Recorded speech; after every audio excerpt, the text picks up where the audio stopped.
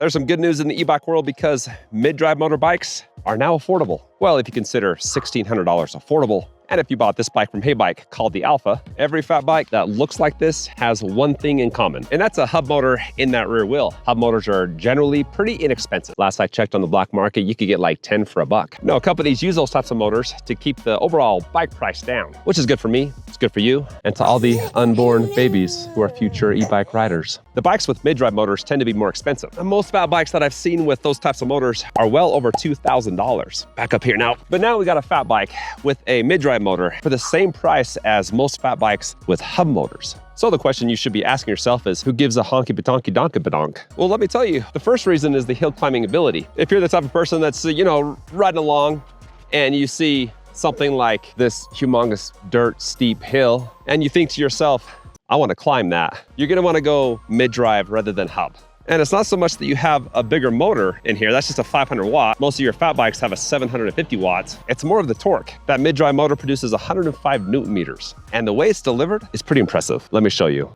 Oh yeah. Oh, here we go. And it wants to go. It's loose, but it's going. Yeah. I'm going all over the place. It's so slippery. Woo. Here we go. Yeah. Drago! They can climb steep hills, but as you can tell from my lack of breath, you do gotta help it out. Definitely not just gonna power up easily. And I'm also out of breath because I have a severe cold. I'm gonna show you how loose this stuff is because that's actually pretty dang impressive that it made it up. Now that's not to say that hub motor bikes can't climb as well.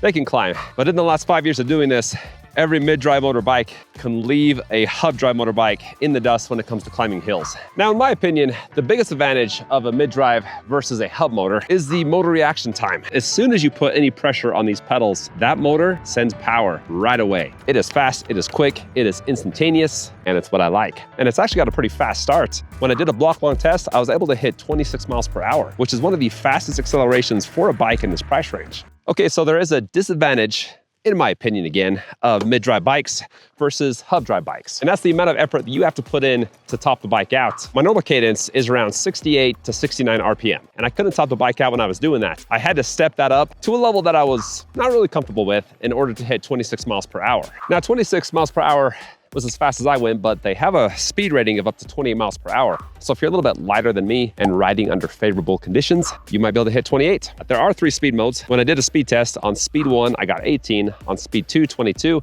and then on speed 3, I got 26. Now, if you want more speed modes, you can log into their app and you can switch that from 0 to 3 all the way up to 1 to 5. Now, there may be some of you astute people out there that have probably noticed that right there. That is a half twist throttle. And you may be thinking, Mike, just use the throttle to top the bike out. Well, that's a great idea, not gonna lie. I do like the throttle.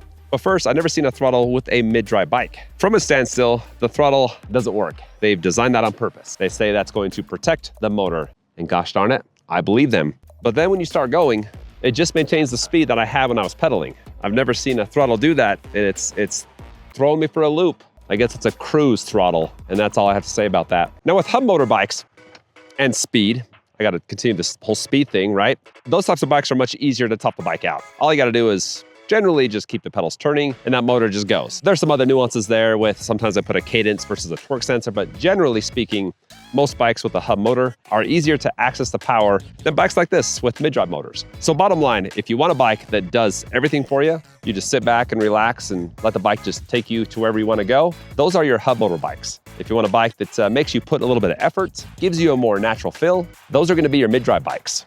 Okay, so let's chit-chat a little bit about off-roading. And guys, I'll just be honest with you, I'm not an avid off-road mountain bike kind of guy, but I've been known to hit a trail every now and again. And when I do, I like more control. And that's what I've been saying throughout the review is that those mid-drive bikes give you more control. If you do want to take this bike off-road, you got some off-road components on it. First are the 26x4-inch all-terrain tires. You got some good tread on there. Also have a hydraulic front fork suspension. Haven't hit any bumps where I bottomed that out. And you can also lock that out. And then the saddle is what I would call more commuter style. It's big, it's soft. It's the type of saddle that would be nice for like a green rated single track trail. Keep it on the greens, guys. Keep it on the greens. Before I close up the review, I got to talk about a few things that I don't like about the bike. And the first one is the grinding on the rotor in the front wheel. Now I can adjust that and play around with it and make that quiet, but out of the box, I just kind of want that to not do that, you know? I do like the stopping power of those brakes.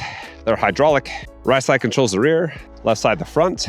When you press either lever, the tail light lights up. And when I did a brake test, it took me about 20 feet to stop from going 20 miles per hour. Now it's time to talk about all the stuff that I haven't talked about yet. So here we go. First off, you have two different frames, a high step and a step through. There's a rack in the back with this bungee that just quick releases. There's a Shimano Altus derailleur. The paint job on the rear fork matches the paint job on the rim of the tire. And then a little strip right there by the valve stem. Another one down here. I think that's pretty cool. There are a bunch of welding scars down here by the cranks, below the saddle, up by the head tube. These ones they've smoothed out a little bit to try to camouflage them. The battery's built into the frame and it's painted the same color as a frame. Takes around 4 to 5 hours to fully charge and has a range rating up to 60 miles. Now, my new best friend, Scott Hardesty,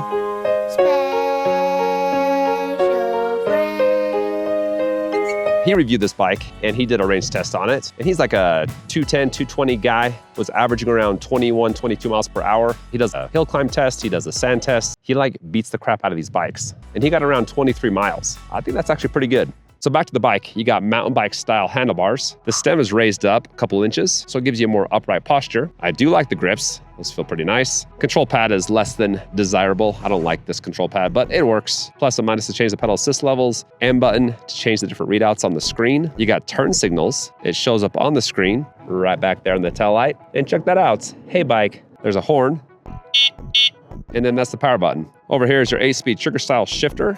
Going up, rapid fire, going down, do a couple gears with one push. If you hold down that plus button, turns on the headlights. You got Heybike right there. These guys love their name.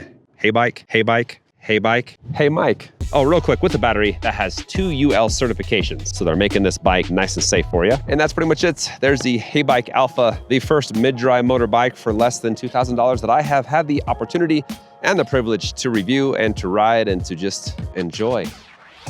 If you want to check it out, I've got the link in the description. And as always, guys, I appreciate you hopping on here and checking out my content, and I'll see you on the next one.